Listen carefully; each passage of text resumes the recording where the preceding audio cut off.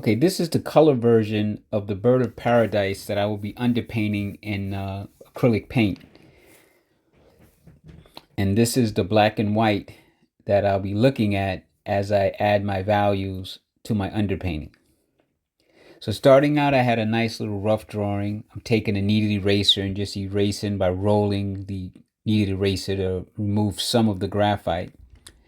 Taking a small pointed brush, and I'm just going to start very carefully adding some highlighted colors around the Bird of Paradise's body so I can get it ready for the first stage of this underpainting of the flower. I'll also be doing a first stage underpainting of the background, and then I'll enhance that background with a few additional stages, and then I'm going to call that completed for stage one. So what I'm doing here is, you can see, is very small amount of liquid, very small amount of pigment, so that I can just get a very faint color. And I'm mostly working around the edges where the shadows are. I'm going to take the larger brush just to block in faster some of the shapes that make up the background. Now, I like working with a really small brush, especially the pointed one, which will do the majority of the work for me. But occasionally, I like a slightly larger brush depending on the surface area, just to block in some of these major shapes a little bit faster. And once I go over something at this point, I don't really like to go right back over it. So I'll lay the color in and just kind of let it breathe, or let it live, I like to say. So as you can see, I'm just moving along, but I'm not going back over anything that I've already painted, because it's already in the process of drying, and the last thing I want to do is lift off any color. By putting in this initial stage of the background, I get to start separating the foreground, middle ground, and the main subject of my painting. I'm using a blow dryer to air dry it, or to dry it, so that I can move a little bit faster. Now, to some people, this is totally unnecessary. They want to just go straight in, and there's nothing wrong with that. But I don't mind using the underpainting to help develop the picture, so I can look over some of the difficulties I might have in painting the picture. But then also, I can also make subtle changes in my underpainting, and I could either leave them in or eliminate them in the final stage of the painting. Like right now, I'm painting around some of the stems that don't really exist in the picture with this first, what I like to call this first dark wash, because the initial wash was just tone. Now I'm starting to add value to the background wash, and I'm using this to help me to see how creative I can be in adding other elements that would be deeper in the background, that's not necessarily visible, like really that sharply visible, but also they're not in the reference picture at all. So to do this, I have to be very careful when I decide where a stem is going to be, like that one. This is naturally in the picture, but then when I get over here, I'm just going to add another stem, see?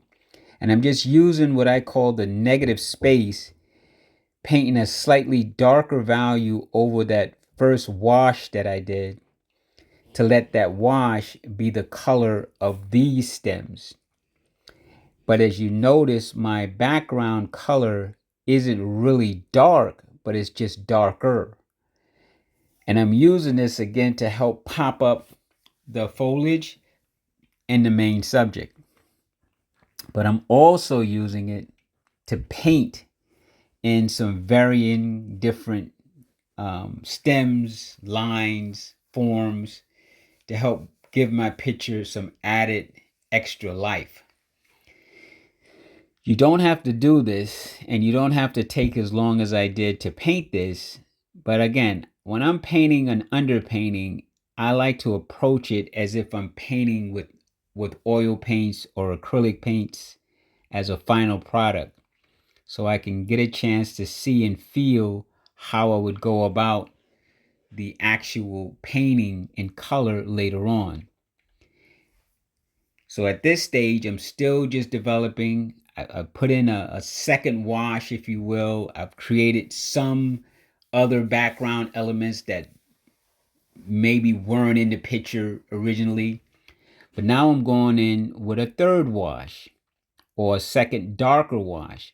And even with that, I'm going to use that underpainting part that I painted a moment ago to also be stems, but they'll be of a different value.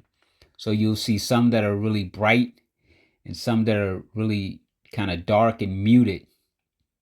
And when I go for my third wash, I'm even going to add more. And the reason I do that is I like to have different values coming back at me. So when I finish in a few moments, you're going to see a lot more activity in the background and deeper into the crevices of the darkness, that eventually all of it will get really dark. And I may even pull some stems on that one. But for right now, I'm just trying to develop my background nice and easy, seeing if I want to add more elements, but also enriching the picture in stages for my own development. So I can kind of see where I'm going, get a feel of what I'm doing. And again, some of these changes that I'm making, I could easily eliminate them when the painting process actually comes into play. And I could also correct a lot of the misgivings that might occur during the underpainting stage.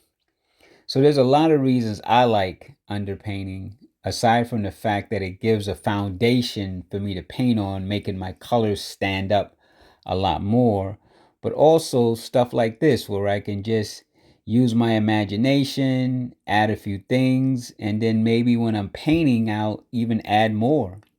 But for right now, I'm just trying to make my background very busy.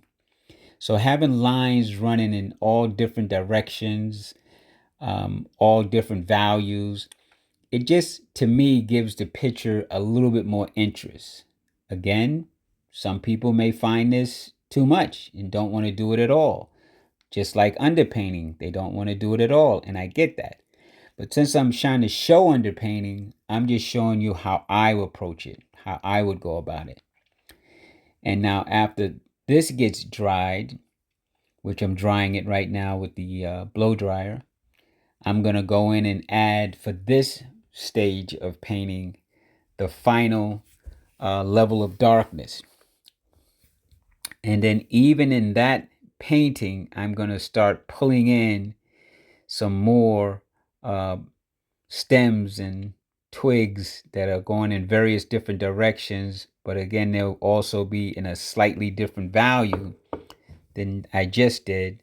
So that's the point. I know it sounds repetitive and maybe even a little confusing, but if you look at the picture being developed, you'll start to see like sticks and twigs in various different directions that weren't there before, or they're not as light as the ones previously. And that's all I'm trying to say.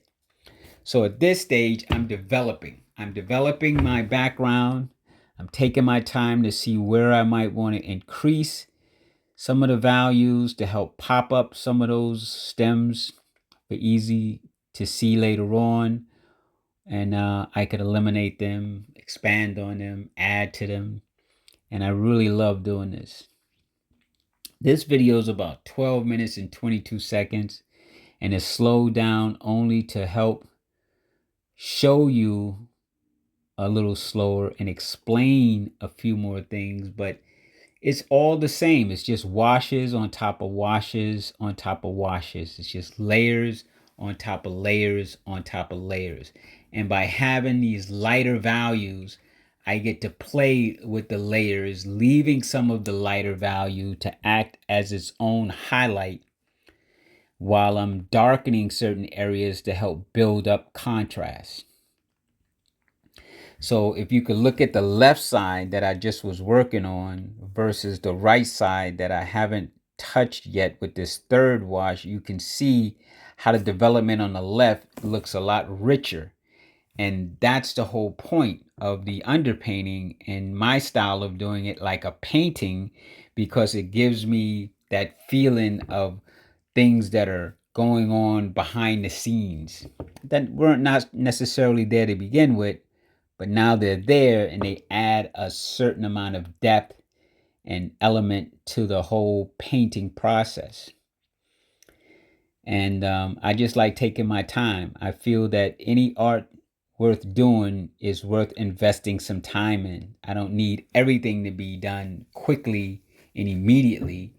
And while this particular process was actually an hour and some change, to me it was an hour and change well spent. I meditated during it. I had a relaxing time during it, and I got a chance to be creative doing it. I seen some things that weren't there and I decided to put them in, and then I just kept compounding that. So it's almost like a wash, rinse, repeat. And it may seem a bit methodical and it may seem a bit mundane and to some people tiresome, but I find it very exciting to be at this stage of the development process where I get to look at the overall process, not from a finished standpoint, but from a beginning standpoint, because I'm just beginning. So this is going to be broken down into 3 stages. This is stage 1, where I'm developing the background. And I don't think I'll be finished with the background until I'm finished with the whole picture. Stage 2, some of those lighter values that you see that represent the greenery or the leaves, they're going to get a wash. Very similar to my initial wash, but then also they'll be developed a lot more. And as they develop, depending on the values that I'm going to need to represent them, the background may take another hit of darkness so that they'll have something to pop against. And the lightest part will be the flower itself. And that's my best explanation of this underpainting.